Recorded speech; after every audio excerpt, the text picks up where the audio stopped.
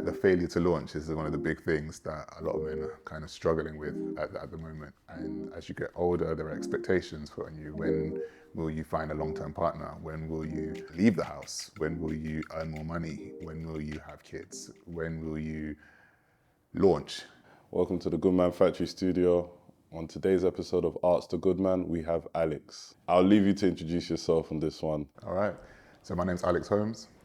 I am a speaker. I'm an author of Time to Talk, How Men Think About Love, Belonging and Connection. I'm a founder of the Time to Talk project, which is a mental health consultancy, which is focused on the mental health of black men and boys, but not exclusively, but I focus on them. And how did you get into mental health? Like, when did you first learn about mental health? I think my first memory of conversations around mental health was when I was 14 and I walked into the kitchen and my mum and dad were talking about something very hush-hush, very quiet. But they were speaking about a death in the family. One of our family friends, one of their daughters had died. And I was like, okay, like this is sad. How did she die? And my dad went on to explain to me that she took her life. And that was the first time I'd experienced that close to me about a suicide. And it's one of those things where I'd always thought, how could you kill yourself? How could that happen? How, like, I wonder what that feels like. Because when I go to the top of a building, for example, I get scared looking down. What pushes you to that point where you will feel that you need to end your life? And at 14, you're immature. So hearing these things, you're thinking about guilt, you're thinking about shame, you're thinking about all these different things. But it wasn't until I was in my mid to late 20s that I had an experience of an emotional breakdown. And I had that breakdown at work. And it was due to anxiety and stress, which then led to an ongoing depression around being in particular environments that I wasn't necessarily content with. I was in a profession that I felt I was sold a dream for. I had loads of expectations for myself. I had expectations put on me. And I thought that I wasn't upholding that. I was new back to London because I'd been away from the city and the country for at least 5 years. So I studied abroad. And I was lonely. I came back to the city, I was lonely. I had all the expectations on me. I just graduated. I'm the eldest. I had all these things going on. A millennial who can't afford certain things, certain little life markers that most people would have achieved by a certain age. I wasn't achieving. So that put on a depression, and then it put me in a state where I was in a consistent emotional decline. And I didn't know how to manage my emotions, didn't know how to regulate them. Because what I find is that people either outburst or they go inward.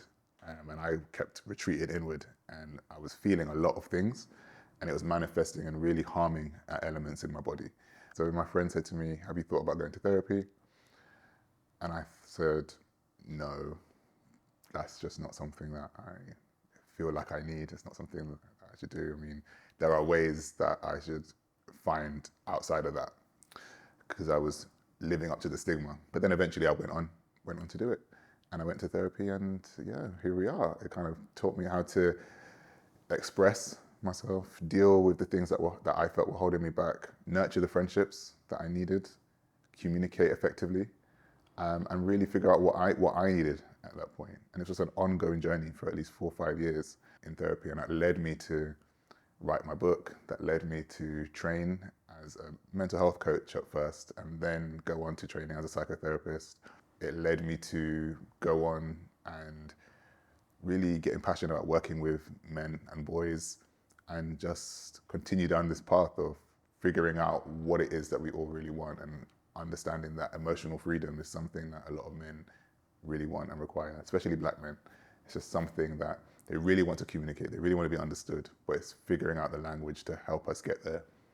Let's go back to what you said about you retreating. So you've come back from uni, you're going through all of this. When it came to your thoughts and so on, so you felt like you were alone, you didn't speak to anyone. Is that reflective of like the relationship with your parents? Did it start from there, or is it a thing in school? Because sometimes it's a thing where like, obviously age plays a factor. It's hard to talk to your parents about certain things because they're from different backgrounds, so they might not understand quite what's going on in modern day society. They won't have the luxury we will have when we have kids, where we will understand what's going on because we're second generation as well as they were first generation. Do you feel like when it comes to that initial thought of just not being able to talk to someone or not thinking to talk to someone, where did that all come from? Where did that feeling come from? I think a lot of these feelings came from just finding your own independence, right? Like if you've been, the majority of us, if we do go to university and and we're not from London, for example, and we leave the city and we go somewhere else, right? We learn our own independence. We figure out who we are in those years at uni.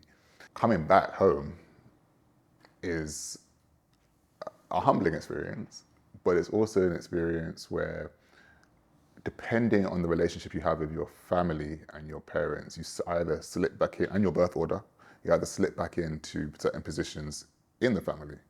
So I'm the eldest, so I kind of slip back into the eldest role rather than being an independent adult, being able to go and come when I please and do whatever I wanted within my own time. So it became a thing where you had to then renegotiate your relationship with your parents and actually understand that they are adults who are parents who fundamentally want the best for you in what you do. They see you go in one direction.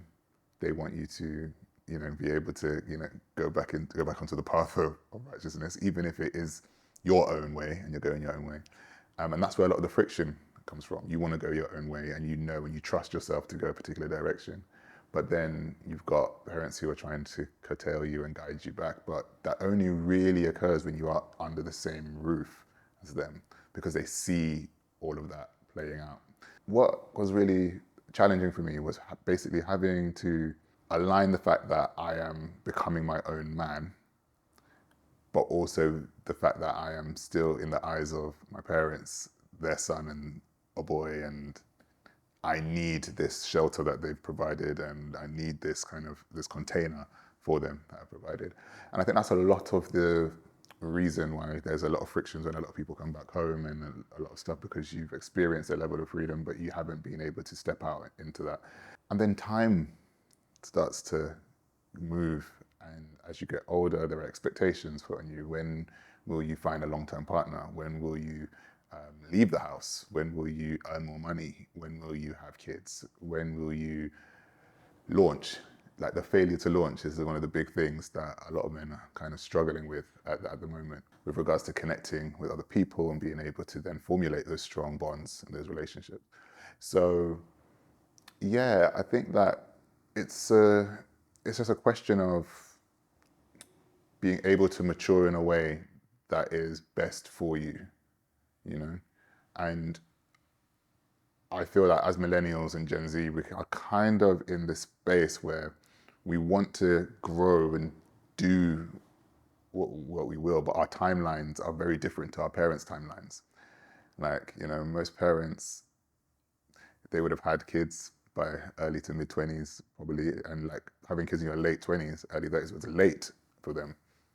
And in our generation, it's actually quite common for a lot of people to not have kids by their late 30s, late 20s, early 30s, just because of financial situations, relationships, other experiences.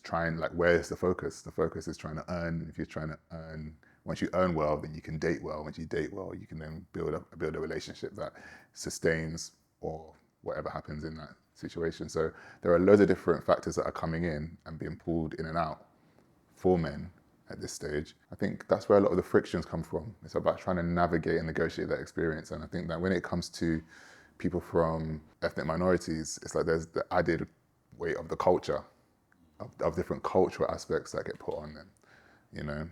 Like it's a Nigerian household is different to a Jamaican household, which is different to a Ghanaian one, which is different to an Indian one, which is different. You know what I mean? So they all have their different expectations that are required of them, and that's where the pressures start to come in. And when a woman feels like they can't live up to the pressures, that's where all of the feelings of failure, feelings of lack of value, lack of worth, starts to come in. And it really, really does affect a lot of minority kids, a lot of minority people's mental health being at home in that way, because they think differently to the older generation. I think it's important to learn from them, and kind of, take the values that work and take the things that work for us, but also restoring our own values and figuring out our own way to kind of maintain and honor that, but also to move forward and create a new narrative for ourselves too. So it's challenging. It's a lot of different stuff that goes on.